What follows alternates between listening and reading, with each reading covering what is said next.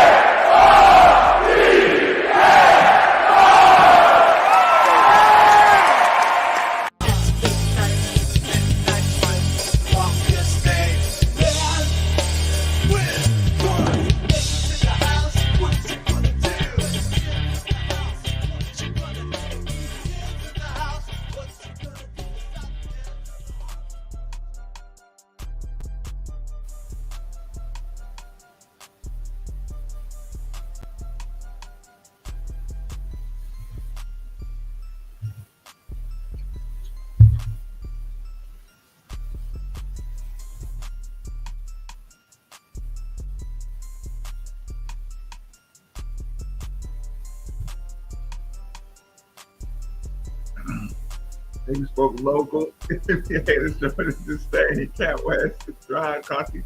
It's the same old story, ain't it? Oh.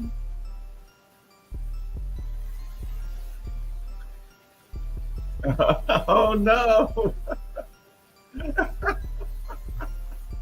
Oh, it didn't work. Oh yeah, I didn't quite hear everybody's coverage on it.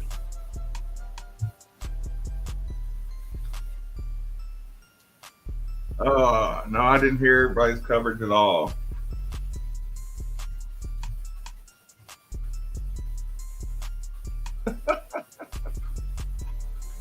Oh.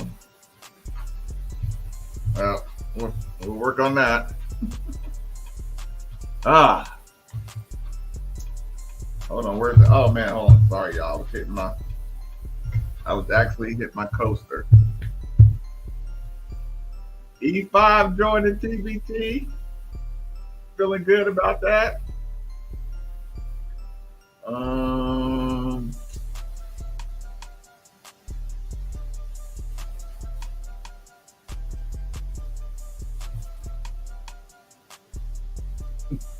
Really? Did he get denied or he just got the busy treatment?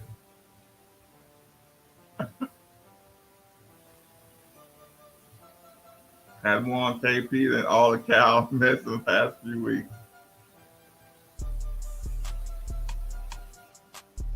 What's the lowdown on Coach? What you want to know? What you want to know? Let's see. What am I looking for? What am I looking for in particular? Boom. Check out Twitter real quick.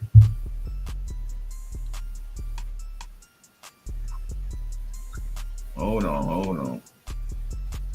That's not. I was watching a touchdown squirrel today.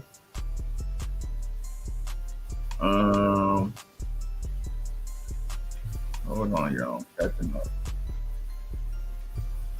I'm looking for it.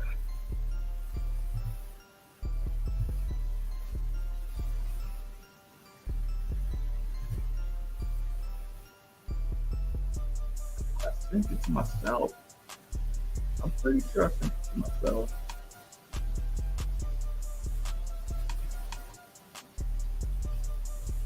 Okay, there it is. There it is.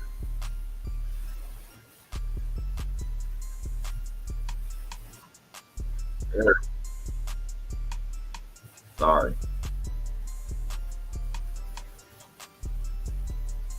Happy Monday. Happy Monday. Let me turn that down some. Get that music down. Okay, y'all. I'm getting set up.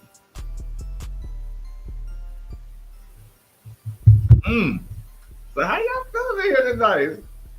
Look, I'm a little slow in the chat. Look, now I know we got a shot with Russ Smith in shape. Now we can add Earl.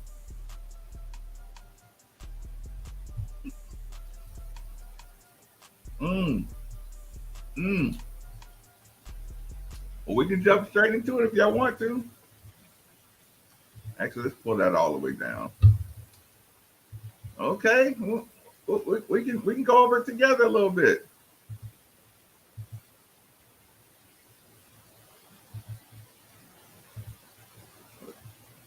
College Basketball Insider. Some news and notes from around the world of college basketball. In studio. Whoa. I don't see the volume button. Hold on, y'all. Give me a second. That's way too loud for me. Where's the volume on that? We got to get that volume down some. Y'all might have to do it on y'all end. Y'all might just have to bring the volume down. Video correspondent for WFAN and CBS Sports Radio. Attention, please. John Rothstein, please report to St. Joe's. The Insider's Insider. Joining us now with his thoughts and break it down, John Rothstein. It's College Hoops Today with John Rothstein. Women and children to bed and go looking for dinner. John Rothstein here on the College Hoops Today podcast. Later in this show, we'll be joined by Louisville head coach Kenny Payne as part of our ACC offseason breakdown. I want to remind you to subscribe to the College Hoops Today podcast on Apple Podcasts. We want to be your Bible for college basketball season and beyond. We are the only college basketball podcast coming to you 52 weeks out of the calendar year. Also want to remind you to check out the College Hoops Today fan page on Facebook. Give us a like, give us a review. Let us know what you think of the product we're bringing to you 52 weeks out of the calendar year. And also send me your ACC-related questions on Twitter. I'll get to them later in this podcast. I'm at John Rothstein. That's John, Jon. A reminder to find and listen to the College Hoops Today podcast on all the popular podcast platforms. Make sure to subscribe, like, and rate the show, and please feel free to leave us comments. And we are kicking off right now our 8-week stretch of off-season breakdowns for all the major conferences. The ACC is the first up. We will get to big-time conferences week by week from soup to nuts from now until the end of the summer. So this is what I see in the ACC. Duke is the clear favorite in the conference. The Blue Devils return Jeremy Roach, Tyrese Proctor, Mark Mitchell, National Player of the Year candidate Kyle.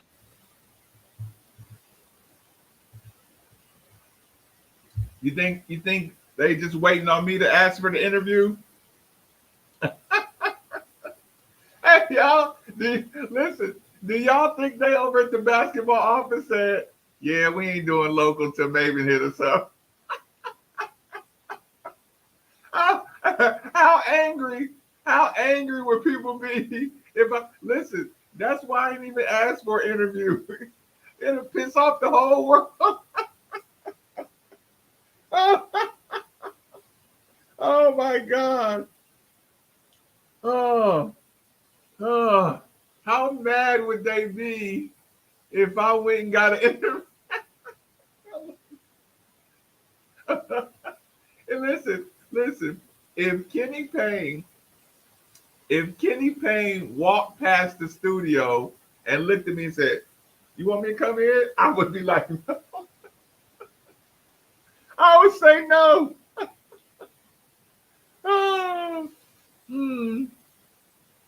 Lauren says, I'm not talking to the locals. How bad? Listen, Coach could come sit and talk he could come sit and talk basketball with me tomorrow.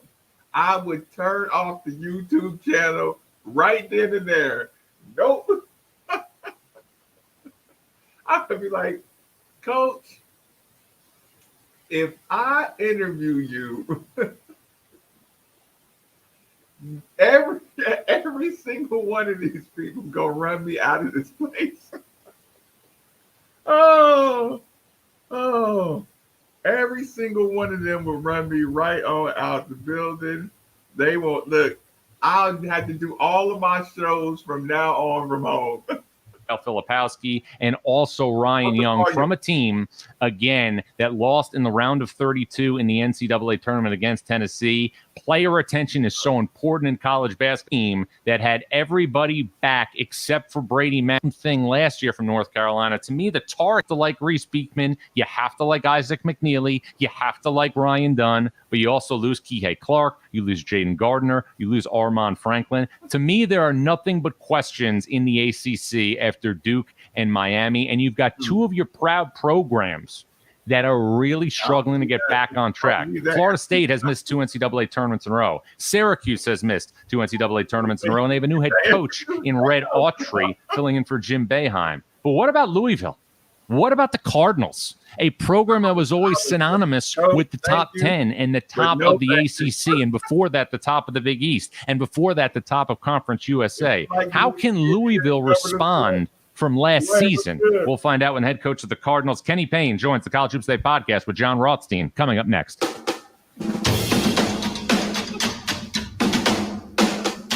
It is year 2 of the Kenny Payne era at Louisville, and the aforementioned head coach now joins the College Hoops Today podcast with John Rothstein. And Kenny, welcome. What is it like this time of year in the summer for the college basketball coach? Yeah, Johnson. Well, for me right now, I'm trying to establish a new group of guys in here. I think we got 8 or 9 new kids in, and getting them to buy into, what it is like to be a part of a team with the hopes of winning games, a winning team. And Kenny, obviously the lifeblood of any program is recruiting, and that's changed a bit now with the transfer portal, but you're always balancing that now as a head coach with the team you currently have. How difficult is it to do all those things, especially at a time of year like this when they're all coinciding? Yeah, it's a challenge, but it's the necessary evil, and that's the world that we're living in right now. I shouldn't say necessary evil because it's, it could be a great blessing, or it could be, it's a microwave type of situation where you can go and get guys out the portal and have success for a year. I would rather build a program and do it the right way and get young people to have a good mixture of veteran guys so that you have some stability, not just for a year, but over time, year after year, and do it the right way. Kenny, now that you have a year under your belt, what are the biggest differences that you found in being a head coach versus an assistant? I think the biggest thing has been the amount of decisions that you make. There's no rule book or no guidelines to the things that you see as a head coach. It's constantly coming, and you have to experience it, opposed to having somebody tell you. You can take advice from people, but until you're living it and you're making those decisions, and you're basically making decisions based on what you see every day and what you know is right or wrong. And it's a delicate balance, and you have to do it with the program at heart, and you got to do it with the kids' best interests at heart. You know, Kenny, what are the biggest things that you know now as a head coach that you didn't know a year ago just after you took the job? I think for me, the biggest thing that I've realized is that you got to trust your instincts, and you could take advice from people, but at the end of the day, you got to know that your decisions that you're making are impacting people that are with you every day, not just players, but also a staff, also an administration. And so you got to have a feel for every person that's in your program and know that you have the same vision, the same goals, and do what's best every single day to your best of your ability to make sure that you got the program headed in the right direction. So when I look at last year opposed to this year, you know, obviously we didn't have the wins and losses that we wanted to have, but John, I can tell you without a doubt, I walk away saying I gave those kids everything I had, and I love each one of those players that was on the team. And now I have a new group, and I think we're headed in the right direction.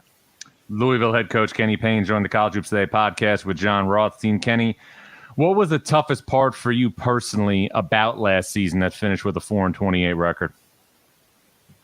Just that, you know, obviously there were so many people that wanted, you know, the program to be better, so many people that need the program to be better.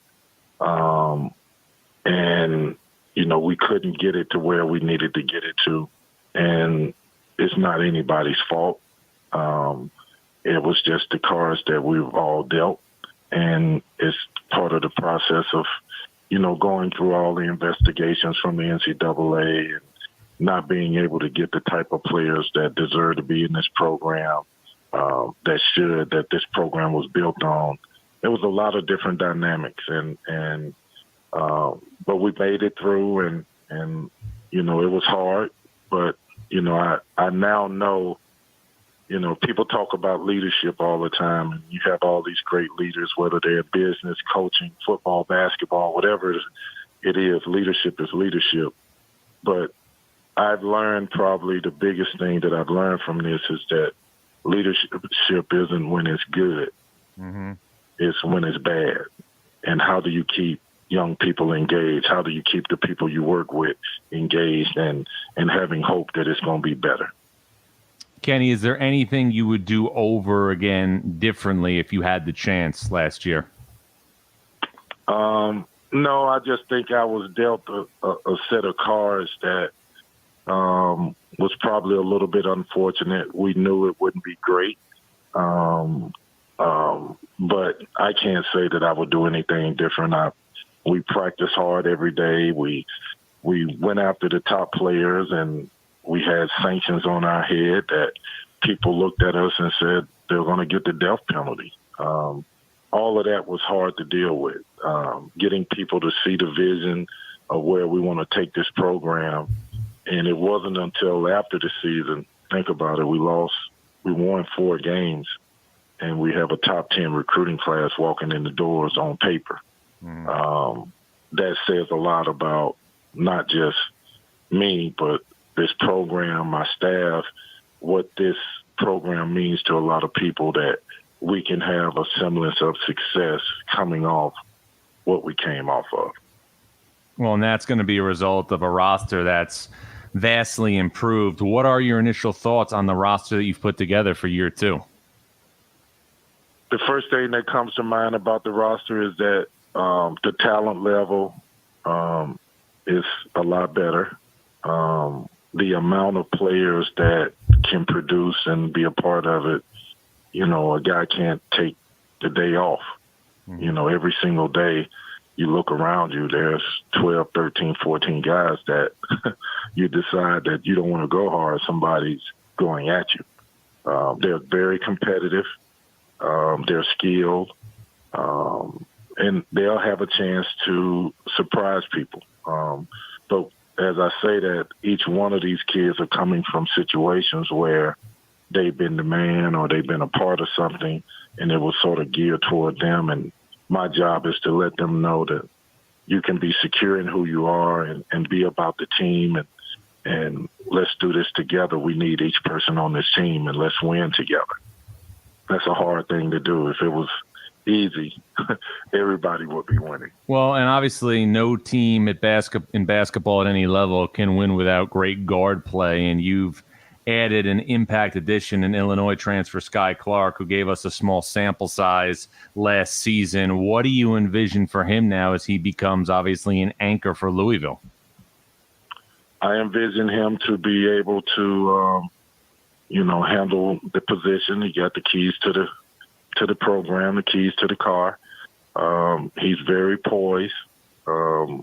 He has a chip on his shoulder. He has a lot to prove. He's a winner. But at the end of the day, the reality of it is, I can't judge him on the success. I need adversity to hit, and I'm judging him on adversity. And if I don't see it, I have to create it, just so that he is ready for it when it comes. And we got time, but by the end of this season coming up, I expect Sky Clark to be one of the best guards in the country. Kenny, you were an assistant coach at Kentucky for so many years, and you had so many great players. But, I'm curious from bringing in, elite freshmen. Trenton Flowers was one of the top freshmen, in terms of the way he was projected in high school. How does he stack up as a freshman to some of the great freshmen that you would coach during your time as an assistant coach at Kentucky? He's a talented kid. The thing that I think compares to the other guys that we had at Kentucky is he's a willing learner. His energy and his spirit is unbelievable. He's very vocal. He's determined to be good. And he's learning on the fly. And I'm telling him every day, I need you to fail. I need you to fail. I need you to bump your head, because that's going to be the true test. How do you take a kid that's a high school junior and come into college basketball, and the goal can't be for right now you to be the best player. The goal has to be by January, February, where are you at? Right. Where are you mentally? Where are you with your game, with your development? Where are you with the concepts and learning different things, and how do you learn? And slowing down your mind so that you're at peace and you could just play with freedom and know that you're going to get better and get through some things. So I'm happy, lucky, and blessed to have him with us. Love his spirit, love his competitive nature, love his willingness to learn. But also know this is going to be hard for him. He really should be a high school senior. Mm-hmm. Yeah, no question. Now, one guy that does have seasoned college experience is a player that I thought was one of the more under-the-radar guys in the portal, and Trey White from USC. He can play small ball 4, and he's just a very, very underrated prospect. How much did he kind of complete the circle for you guys when you were able to procure a commitment from him? Major piece. Trey White is so talented. He's a multi-dimensional, very versatile wing player. You said that he could play some 4, he can play some 2, he can play some 3. I'm just asking him to come here and learn as much as he can and lead us and fight every day. And if his dream is to be an NBA player, know what that means, and help this program. I mean, it's a stage where, you can get what you want from this place. This is one of the best historical programs in the country, and people care about Louisville. So he has an opportunity to come here and be a part of something really special. He's done a great job since he's walked in these doors, and he's only getting better. Which other newcomers of note do you anticipate having, major roles for Louisville other than those 3? Well, I think Curtis has been really good. I think that Karan Davis, the junior college kid that we just got, he's going to be a good player. I think Mike James has came back better, more focused, more developed. I'm going to need to have a big year from Brandon Hatfield. Mm-hmm. And then the last piece to the puzzle is how good can Dennis Evans be? He's 7'1", and he's in high school, he blocked a lot of shots. If he can be what we need him to be, it changes the whole dynamics of our team because now we have an anchor around the basket that changes shots and blocks shots, and he has an unbelievable touch. Louisville head coach Kenny Payne joined the College Hoops Today podcast with John Rothstein. Now, we are a long way from November, but you are going to take part in an extremely, extremely tough early season tournament, the Empire Classic at Madison Square Garden. UConn, the defending national champion, is in the event. Texas is in the event, who went to the Elite Eight, and the fourth team is Indiana. Regardless of wins and losses in that event, because you could be a really good team and go 0-2, how important is it early in the season for Louisville to be competitive in those two games? I think it's vital. I think it's vital that we go out and we show people that we can compete against the best of the best. I'm not sitting here saying we're going to go undefeated and win both games, but I just want us to learn about who we are, and what's the better way to learn about what we are as a team than early on playing the best programs in the country. I was with Mike Woodson yesterday, and I know he wants to beat me up pretty bad, but and he's a dear friend. But that group and that field of programs is special, and I'm just hoping that we can go out and prove that we've made a significant change and grown as a program in just a short period of time, knowing that regardless of what people want to say about it, we're headed in the right direction. And that's vital to know that, we're not the finished product yet, but we're headed, and this program is headed in the right direction. And another opportunity you're going to get to prove that is the annual game you have at Kentucky. But before, obviously, we get into that, because that's always going to be, a big date on the calendar. What was it like for you last year, just walking into Rupp Arena, wearing Louisville colors and coaching against Cal? Emotions all over the place. It was just to hear the fans cheer and support that they gave me was unbelievable. They appreciated my 10 years there. To play against my mentor, my friend, my partner, John Calipari, was both bittersweet. But it also was good to see him and be in his element on his court, and trying to get a win, and knowing that it was going to be tough to do that when he has year in, year out some of the best teams in the country. Final thing, Kenny, it's obviously, been established that you've improved the roster this year. You've gotten some good players through high school and also the transfer portal. I know it's still very, very early, but from your vantage point, what are realistic goals and expectations for Louisville during the 23-24 season? That's a great question. That's a question that can't be answered by numbers, by a number of wins. But it's a question that can be answered by the competitiveness of my team, and how they go out and fight every single day, and we see what happens.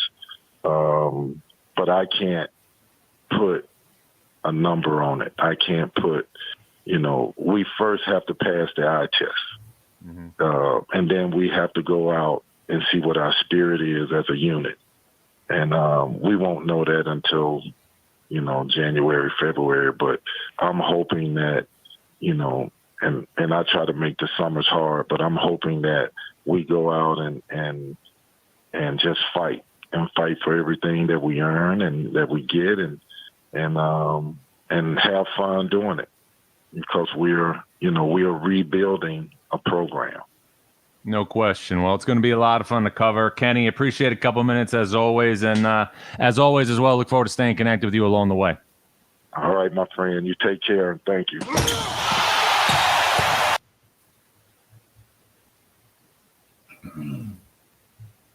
Thank you for not giving him a number.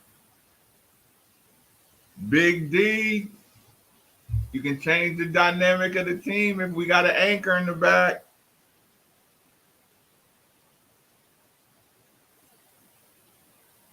Sky Clark got the keys.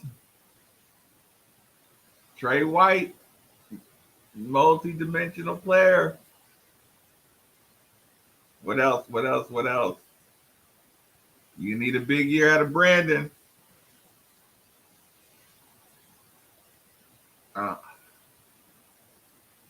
Some days I love Brandon. Some days I don't know if I want to depend on him. We're going to see about that.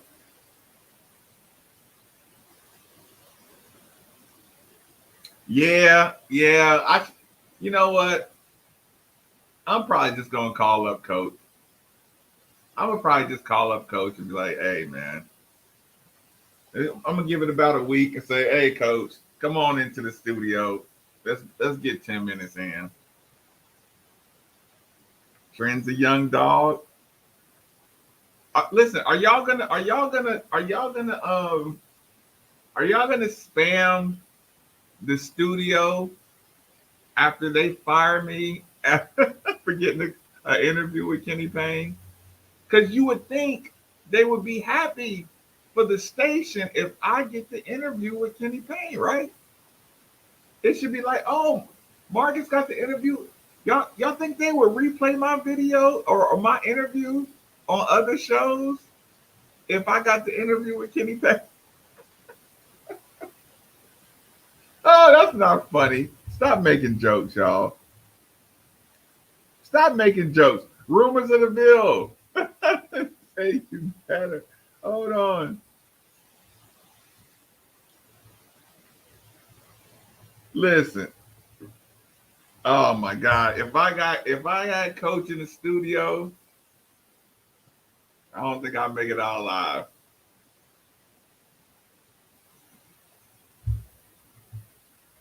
And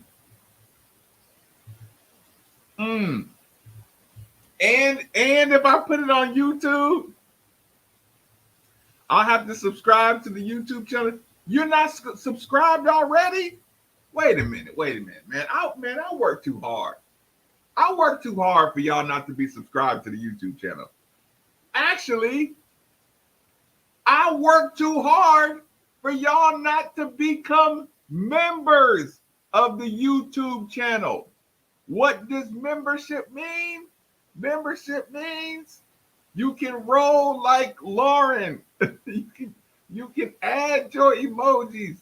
And when I start doing the membership only shows, I know y'all see the subscribe button. I know you see the like button. The like button is free. I know y'all see the buttons. Oh my God. Listen, they're gonna run me out the building when I get this interview. Right now, it's probably Brandon. Man, they're gonna run me right up out that building. I'm gonna say, Coach, let's talk real basketball, not questions that a bunch of people who secretly hate athletes, but cover athletes just so they can find things to trash them about, which is 95% of the media literally hates athletes. They hate coaches. They hate athletes. They're envious of it all. And all they do is sit around and trash them. I was glad. Y'all remember how glad I was when Chris Mack shut down the locker room and how pissed everybody was? You know what that is? That's balancing out of sports. Hey, if you come into my locker room and you only look for the angriest player, and that's the only player you want to talk to make a story, It's too much media that is trying to become the story instead of covering the stories, covering the sports. You're supposed to be covering. If you can sit around and cover a school and ignore all the good and only look for the bad, that's not reporting. That's not media. That's propaganda.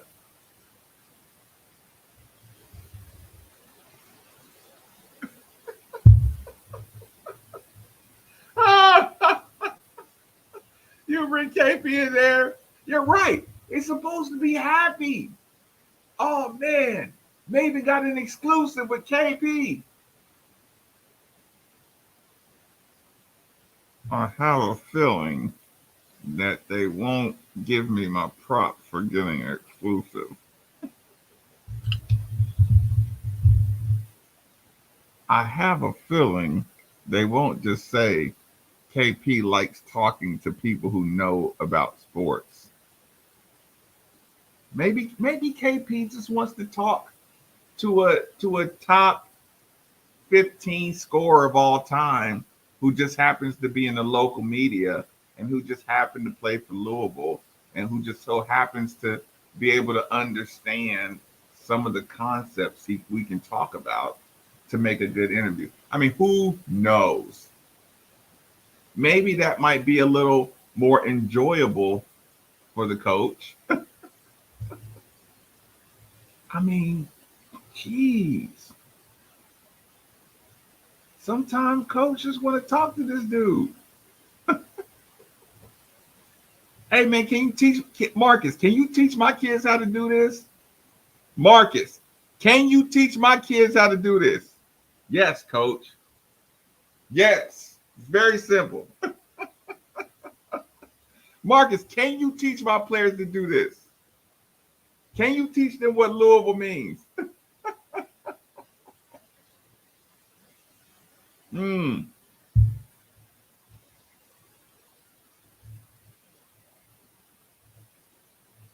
To look, you'll get back slaps, not backstabs. Yeah, maybe I'll get some pat on the back. Maybe I'll get some good pats on the back. Okay, let me catch up. Oh yeah, Glenn Meek, great point. When do people forget coaching is first about player and character development, building leaders to succeed? That comes with the territory. Barging to your, yeah, right. Listen. I was mad at Fred Cowgill for the Trinity incident. I do love Kent Taylor. But when we had Trenton Flowers in the studio, they was right in the studio waiting. Now, if you think it was bad when Trenton Flowers came to the studio, oh my God. Coach Payne gonna leave my studio and they gonna be like, Coach, answer the question. Listen, they gonna be in there like Tom Cruise on A Few Good Men.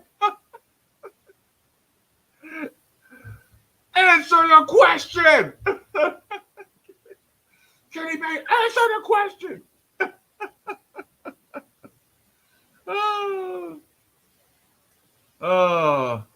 Cardinal Court, I will not expose my value. As soon as oh my God, Kenny Payne's leaving the studio. Get him! They gonna block him from leaving the studio.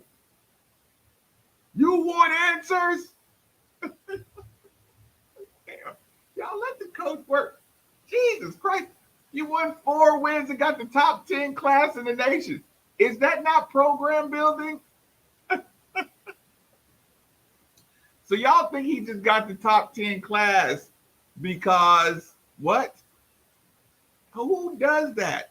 Who wins 4 games and gets a top 10 class, a top 5 class the very next year. That's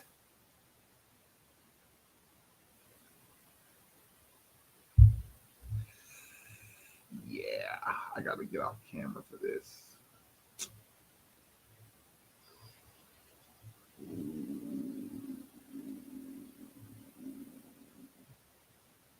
So we're gonna go really quick. We're gonna go 3, 2, 1. 4 wins and has one of the highest recruiting classes in Louisville history. It wasn't Louisville that did that. Coach said it in the most humble way. It says something about not just me, but my staff and the program and people who want to be a part of this program. And he said, trust your instincts. Trust the kind of people you need to bring in here to turn around the program. Don't talk if they're not gonna be sports fans and sports media, not anti-Louisville propaganda channels. If you're sports media, talk to them. If you're sports fans, talk to them. But if you're anti-Louisville propagandists, don't talk to them. Just don't do it. It's not worth it. There's no benefit to it. Your next step is just to go win games.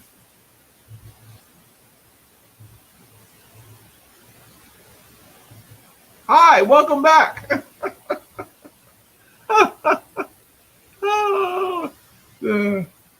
I mean, it's ridiculous.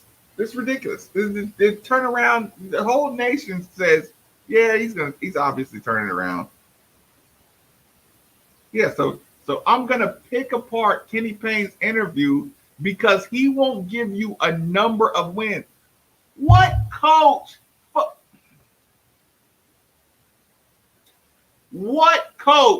would give you a number to say this number's success and this number's failure?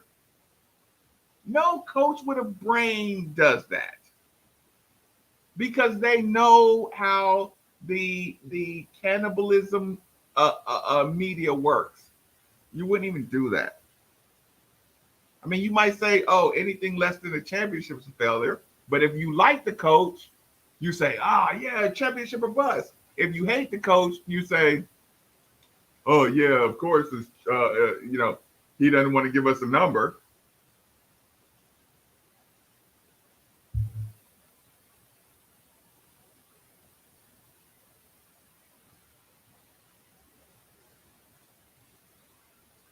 Right. Yeah. It's like, no, you don't.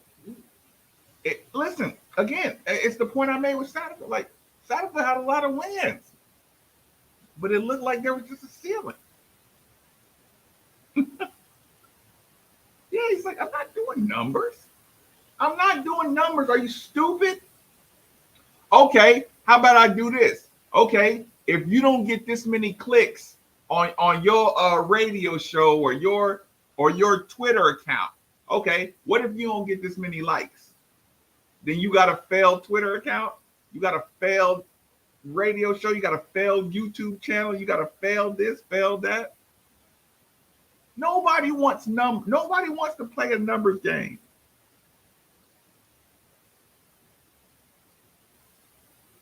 Nobody wants to set a number of wins because that's all you do.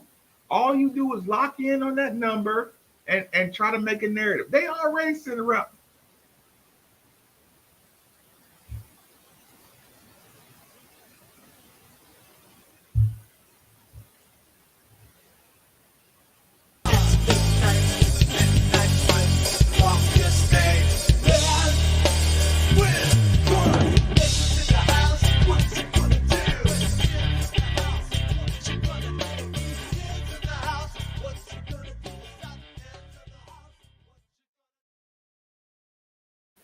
Yeah, I'll have a prediction February 31st.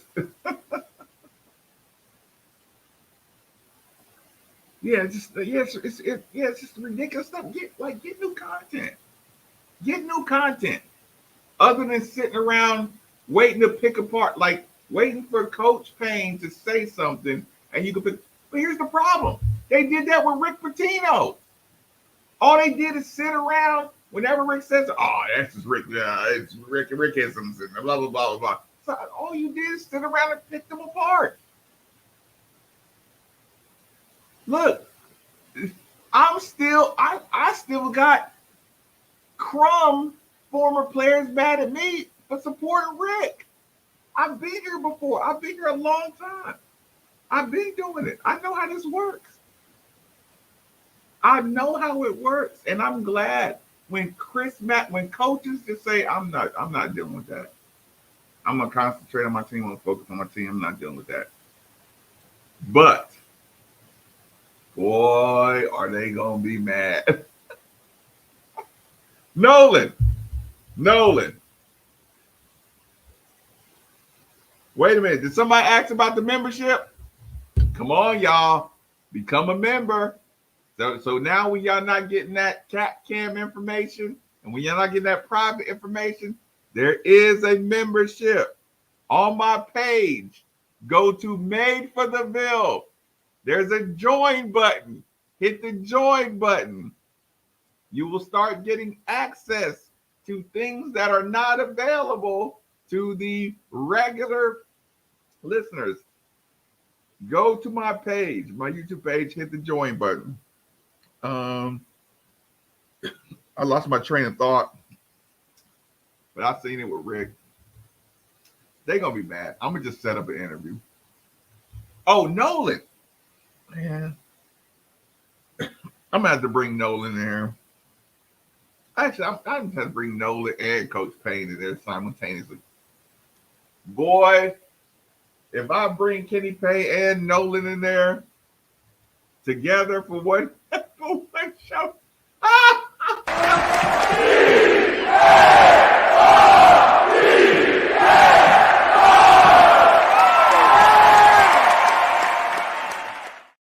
If I bring Nolan Smith and Kenny Payne into 93.9 Studios for a little short chop it up segment, oh my God. I would have to get my affairs in order. I'd have to update my life insurance policies. I would have to make sure all my ducks in a row because we're going to have problems for a lifetime. Oh my God. I'm going to call